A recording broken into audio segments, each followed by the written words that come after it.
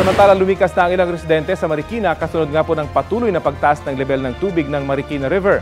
Detalye tayo sa ulat on the spot ni Dano Tingkungko. Dano? Rafi, bago yan, update muna tayo sa kasalukuyang antas ng ilog sa Marikina na kasalukuyang nasa 17.1 meters. At dahil sa magdamag na malakas na ulan na epekto ng bagyong Enteng, naging mabilis ang pagtaas ng tubig. Unang sumampa sa first alarm na 15 meters ang ilog kaninang 7:51 a.m. at mabilis yung naging pagtaas nito sa mga sumunod na minuto hanggang sa umabot sa second alarm ng bandang alas 9 kanina na hudyat na maghanda na sa posibleng paglikas lalo na dun sa mga nakatira malapit sa ilog. Sakaling sumampa, wag naman sana. Pero kung sakali lang na sumampa ng 18 meters ang ilog o palatandaan ng ikatlong alarma, nangangahulugan na ito ng sapilitang paglikas. So ibig sabihin, para dun sa mga nakatira malapit sa ilog, kailangan nang umalis whether you like it or not. At sakaling may mangailangan ng rescue, ay tumawag lang daw sa Marikina Rescue 161 hotlines. Yung mga numero na yan naka-flash sa mga oras na ito. Sa ulat naman ng Super Radio DZBB, agad na pinabuksan ni Marikina Mayor Marcy Chodoro ang mga evacuation center para sa mga residenteng lilikas. At sa Malanday Elementary School nga, maraming residente ang naroon na.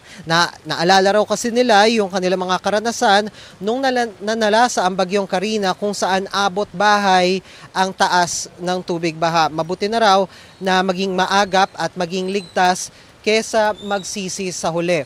So ngayon, sa mga oras na ito, nandito tayo sa mismong gilid ng Marikina River, dito sa may Santo Niño area, kung saan, kung nakikita ninyo, ito na yung isa sa mga senyales na umabot na sa 17 meters, yung ilog na medyo paakyat na yung tubig dito sa taas, pero hindi pa naman yan mangyayari hanggang sa umabot yan ng second alarm. Pero yung daanan dito hindi na pwedeng ikutan ng mga sasakyan na gustong umikot dun sa kabilang side, yung JP Rizal naman. Marami din mga residente dito, lalo na yung mga nakatira dito na malapit at yung mga negosyo na nandito rin sa tabi ng ilog, ang matyagang nagbabantay sa galaw ng ilog para din alam nila kung ano yung kanilang susunod na magiging hakbang. Rafi.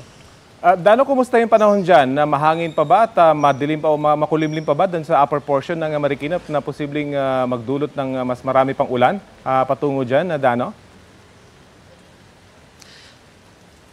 Okay, ngayon definitely makulimlim. Actually, madilim.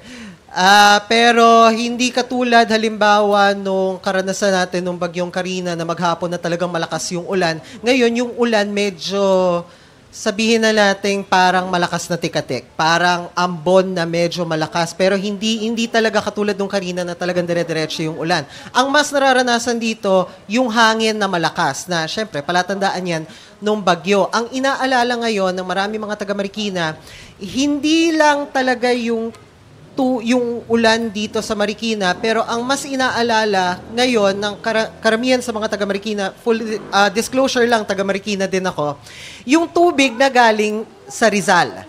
So, yung ulan na galing sa Antipolo, Montalban, Buso-Buso sa ibang mga lugar, yung ulan na yun yung dumediretso dito sa Marikina River. So, kahit na sabihin natin, hindi umulan dito sa Marikina, pero malakas naman ang ulan sa Rizal, yun ang magpapataas ng tubig dito sa Marikina River at yun ang makakaapekto dun sa mga nakatira, lalo na dun sa mga nakatira malapit dito at yung mga merong negosyo malapit dito sa ilog. Rafi. Ayun na nga. At ingat kayo dyan. Maraming salamat. Dano Tingkungko.